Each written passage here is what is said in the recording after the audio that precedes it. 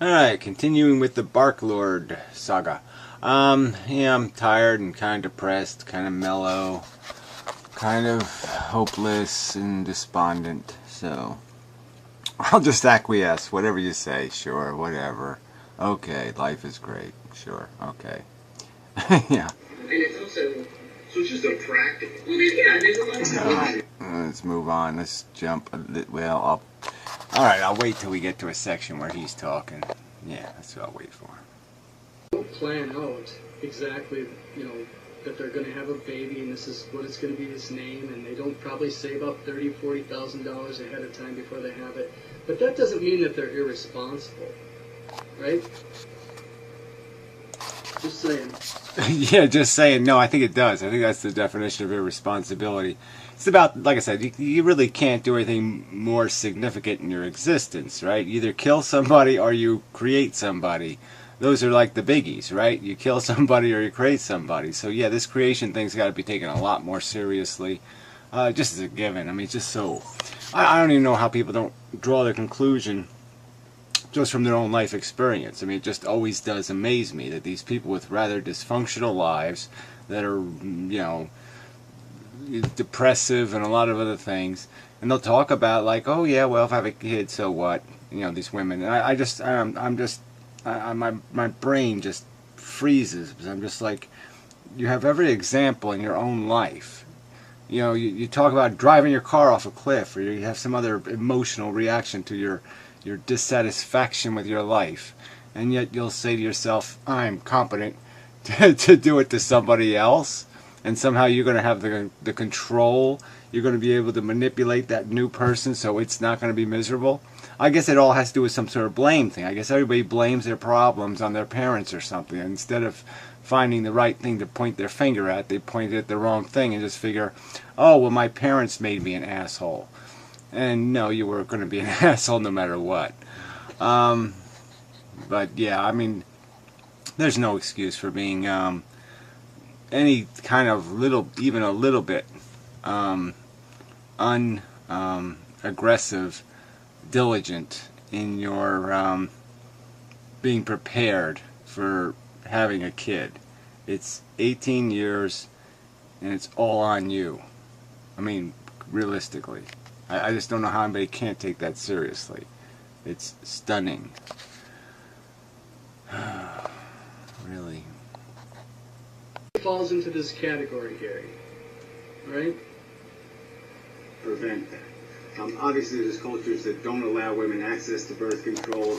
Well, anyway, yeah, whatever. I don't want to get lost in a subject about how people have kids. I'm just saying, I just think it's a given that most people don't have kids, giving it nearly enough thought, no recognition of the real possibilities of horror falling in their lap.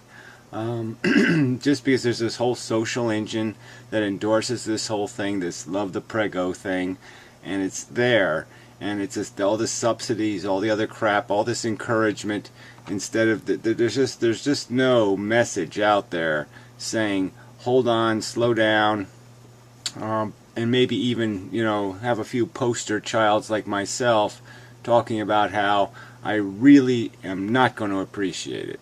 All right, especially in this context, because there is no more excuses anymore. All right, like I said, we are past the God delusion. We're past the leave it to beaver notions of what a life is. We know it doesn't work out that way. And this is just, there's just no excuse anymore for creating the mess or even allowing the mess.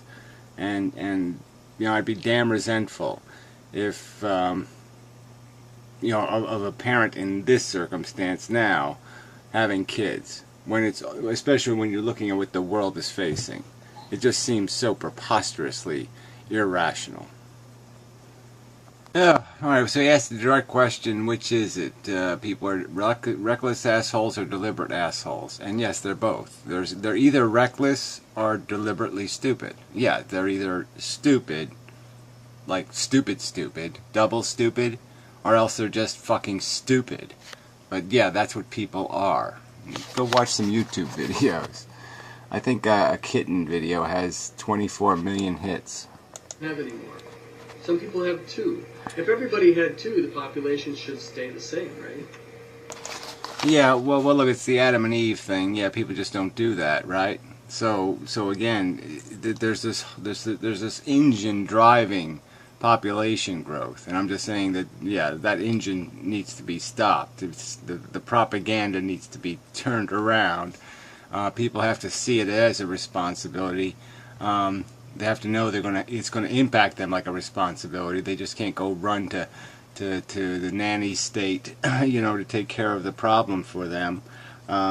This burden has got to be placed back on them, their choice. Again, I can make these arguments from different places. I mean, first, it's an imposition to impose life when you can't control the experiment, and you will create people who resent the disturbing them, dragging them from their comfortable nothing and forcing them into this shit. And it is shit. People are allowed to believe this is shit. You might think it's some kind of charming, sparkly, organic bibble babble, but it's people can look at it and say this is shit, quite rationally.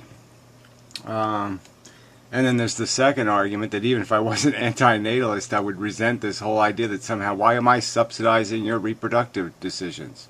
Why is it my problem? I mean, this is just bullshit. It's a huge blight on my life that I have to fucking subsidize your stupid, idiotic desire to build your amusement park next door to my house too. I gotta listen to your brats' noise. I gotta have them fuck my property up. I gotta have them screw me over for money to educate the little monsters. I mean, why? Why is it my problem? There wouldn't be an increase. So now are we talking about population control, or are we talking about the imposition? See, now it doesn't really matter. I mean, really, you want to cut all and slice and dice all this stuff, it doesn't matter. I've said this before. Antinatalism has a direction. The direction is ending suffering. Okay, that's the direction. All right. So anything that ends the suffering, anything that lowers the suffering economy, okay, is part of the same road. So there's no conflict there. I can be both for reduced human population and no human population. I don't have to say halfway down the road or nothing, or all the way down the road or nothing. It's the direction I care about. It's the direction the antinatalist cares about. It's about the fact that you can't. Suffering is like the gravity that keeps the whole thing running. There's no engine of bullshit without the suffering. Everything's just all the noise, all the nonsense is created by this force, and this force is decidedly negative. Again, I'll argue you can't do anything in this world but either clean up somebody else's mess or the mess you make. Okay, and the mess is always going to be deprivation and need. And that's what we create by existing. We don't satisfy a need by existing. We create a need by existing. That's broken. It's stupid. It's illogical. Yeah. Ugh. Well, anyway, alright, so this part he's doing the argument part, and he's like, why am I arguing with them if I agree with them? Because they're pro-birth control or something. And I stated as explicitly as I can, the video was subject dialogue on antinatalism. They didn't talk about whether or not life is worth living, whether it's worth imposing. They talked about silly psychology of the people who might advocate such a position, and they talked about how people behave currently in terms of how they reproduce. But they didn't talk about the subject of whether or not life is a silly manifestation of a DNA molecule's replication. They didn't get to the subject of antinatalism, which is my argument that the living thing is just a need machine. The sentient beast is just a need machine. It creates need. It doesn't solve need. It doesn't resolve need. It doesn't satisfy need. It creates need. And you don't see why I'm frustrated? It's not the same subject. Just saying. Don't deal with any part of the real argument here. Don't even come close to it. just make up a bunch of fucking personal attacks against the people who are anti-natalist, okay? So attack the folk. You never do that, do you, Gary? You never do that. You never deal with personal. You never just resort to personal attacks. Yeah, well, I'm not going to argue this kind of crap forever. I'm going to make the contention that, yeah, I don't come with it first. All right, somebody starts that game. Yeah, I'll play. All right, you're going to punch me, then I'll punch back. I'm not going to just say, oh, you punched me and leave it at that. No, I mean, I'll whatever. You want to throw fire, I'll throw fire back. You want to throw mud, I'll throw mud back. All right, but that's not how I conduct the argument. You can look at my videos that initiate a debate. I don't just sit there and character assassinate. No, I advocate for a position. And if the conclusion is you have to be an insensitive lunatic, well, you know, I can't do much about insensitive lunatic. I mean, it's a descriptive term. It's not just an ad hominem attack. So I don't know how thin you want to draw these lines, but I think it's kind of intellectually dishonest, or something like that, some kind of dishonest, for you to think that none of this was instigated by any of the people attempting to attack my philosophy, that somehow I got into their house first.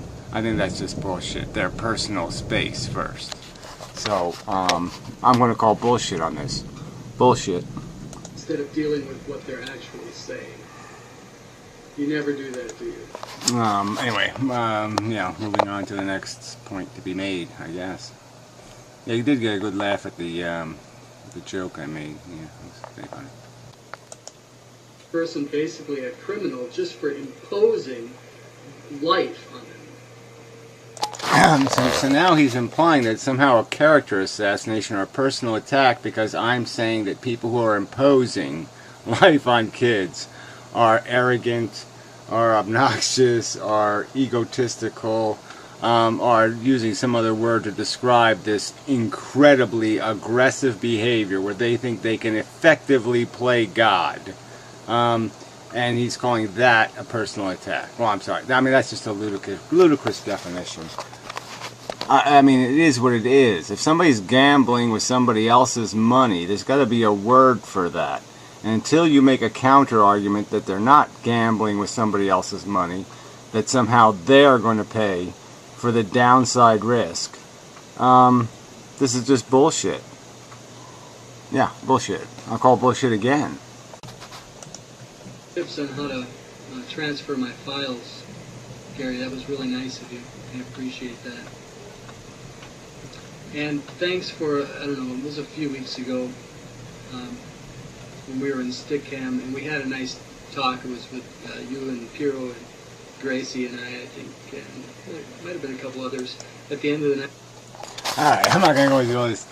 So I was basically making my consumption, reproduction, cannibalism, addiction argument again. And he's going to argue this because people are nice to each other now and then. Because once in a while they'll develop friendships or associations, familiarities, let's call them. Dependencies, you could even call them. Part of the addiction word, I'm afraid.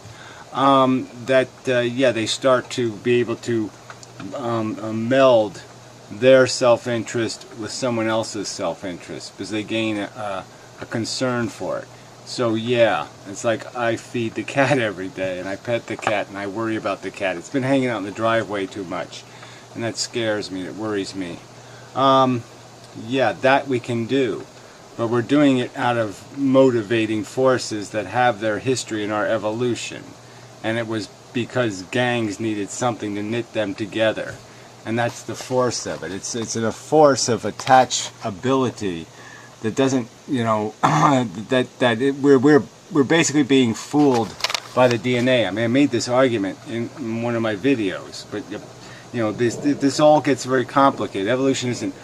It's very simple in its concept, but the nuance has a lot of characters, a lot of convolutions inside the nuance of each relationship. But what's basically happened is we live in a very unnatural world. Okay, in our whole ancestry, we lived in family units. We lived in segregated, racially segregated units.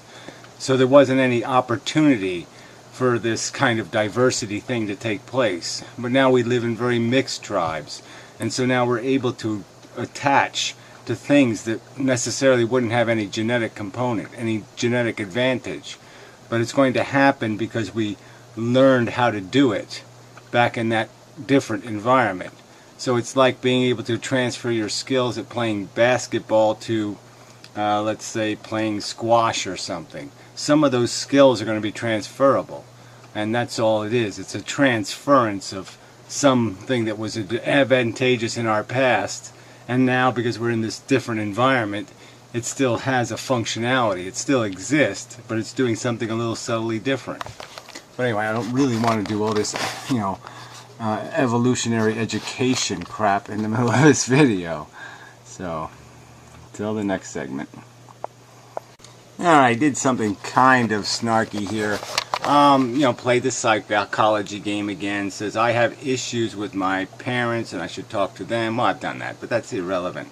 And then he basically said he made a little Freudian slip there. He says you have an issue with parents in general. Yeah, that's right. I have an issue with drunk drivers in general. I mean, there could be a drunk I could really like, and he could be a really good guy. But then he'll excuse his behavior, and it'll piss the hell out of me, and I still won't whap him as hard as I would somebody else because of the personal relationship. But that's irrelevant.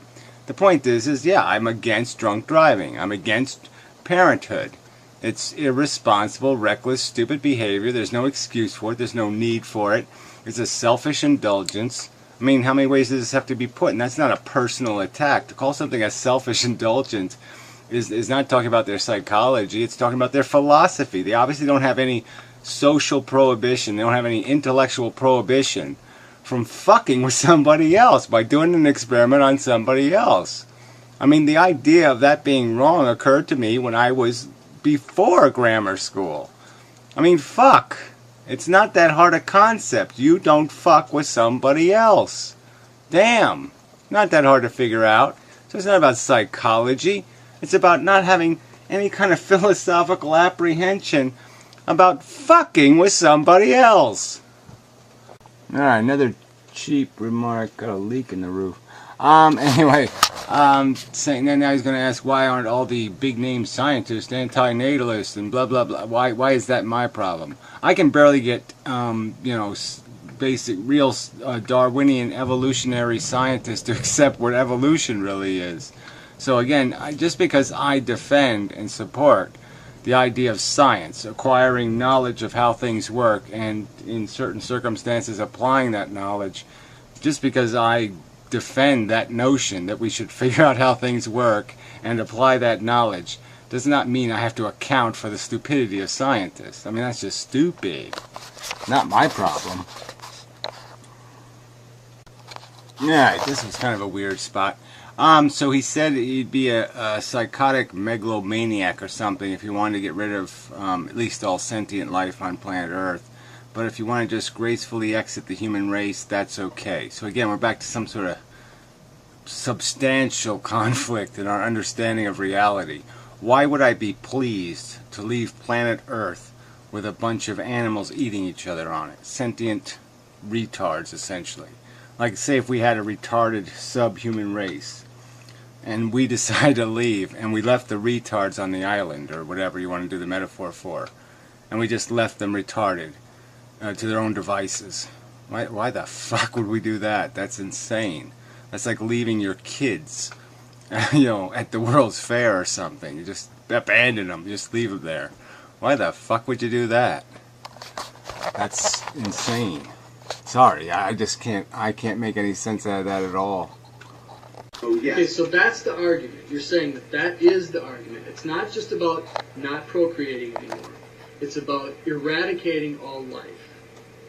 I just want to make sure that we're on the same page now, because within this video, you have changed your standards. You have changed your goalposts. Right? I just want to know where you actually stand. What is your ultimate goal is to end it. No consciousness whatsoever. The human beings. Yeah, well, look, I'm sorry you have some misunderstanding, but I mean, there's a whole history of videos, and so, yeah, and all those videos have made this point over and over and over again. So it's really not my fault there's a misunderstanding. That's all on you, I'm afraid. Okay, I'm sorry you had a misunderstanding, but it's not Derived Energy's fault. It's not my fault. It's not David Benatar's fault. It's your fault. First, okay. Alright, so in this part he's sort of defending the idea that animals are doing okay, they're mostly happy or something, or many of them are, and it's okay. So again, this is just this, to me, completely irrational notion that a bunch of animals who have absolutely no choice, they're completely owned and possessed by desires, they don't even intend to reproduce, they don't even intend to extend their species, they don't intend any of this shit, and somehow the best interest of them is to leave them to the DNA molecule. That applying our intelligence to their welfare would be stupid. We should lead the retards to the DNA molecule, let the DNA molecule be the babysitter. I mean, to me, it's just completely illogical. I am going to be more capable of understanding their welfare than anything else on this planet, and it would be just idiotic for me not to take responsibility as the adult on the planet. So that's just bullshit. And I can't do much for your fairy tale notions that, you know, the animals are all having a good time and it's all good. Even the whole life-death thing, even if it wasn't bad, just the whole idea of living and dying is somehow purposeful. Oh yeah, let's just keep cycling this thing. Learn how to be a good deer and then die. Learn how to be a good lion, die. You know, get things really nice, have a nice little life, get a nice little pride, and then, you know, watch one of your wives keel over, and watch that one get killed by hyenas, you know, and watch, you know, a couple of dozen cubs get slaughtered. Sorry, I don't get it. You wanna glorify that slaughterhouse? That's your business. I can't do anything for you there. If you can watch a baby elephant get eaten alive and say it's okay, fine. I have no words for you. You know, I just don't. Words aren't going to be more powerful than that statement in itself, that image in itself. If that doesn't get to you, if that isn't enough for you, there's nothing I can say. But I think you're just being a minister for a DNA molecule. Why would you minister for a DNA molecule? It's nuttier than ministering for a god. It really is. Sorry. Crazy. And I'm sure you could solve all those issues if we just did what you think we should do. Well, I'm sure I could fix a lot of those problems. So here he was talking about the environment and how somehow there's a distinction between the damage we're doing and the damage a comet does, for example. Then no, there's no distinction. The environment has radically changed over time. It used to be one continent, you know, go figure. So I mean, yeah, the Earth is going through changes. We're just going to create another change. And yes, it'll be detrimental to human life, but it'll be a great opportunity for some, you know, for the cockroaches. Just as the comet that killed the dinosaurs was the opportunity that provided us our opportunity. But my point is I don't want a winner. I don't give a fuck who wins. I don't want a winner. I don't want a loser. I just want the stupid, idiotic, nonsensical, retarded wheel of nonsense to stop spinning. Alright, well, I think I'll end this segment on this one because he's starting to piss me off pretty good now. So right here, you know, where Professor Anton was saying, oh, there's a lot of suffering in the world, and you could hear what was coming, but, okay, the justifying but was coming. Just like the justifying but after 70 million people died in World War II, but we got Tang, or some other kind of bullshit. The rationalization, the excuse for the carnage in nature was coming, and I ridiculed it by just saying la la la la la la, pink balloon, because yeah, it's just this whitewash. We'll just like take that whole carnage, the 500 million years of sentient life eating itself, and we'll just kind of paint it over, nice little whitewash right over that. Yeah, we'll acknowledge it exists, but we're whitewashing it as they were acknowledging it. Oh, yeah, that was really bad. Yeah. But now it's out of the way. Now let's talk about, you know, who's going to win the big professional wrestling match between, you know, Ivan the Stupid and Igor the Retarded. I mean, this is just, fuck you. I got nothing to say here. That's how people diminish the meaning of suffering, is by doing exactly what Professor Anton did. And for you to find it offensive that I would mock that kind of superficial and trivial dismissal of other sentient beings suffering, well, what can I say? Fuck you too. Yeah, I think it's enough.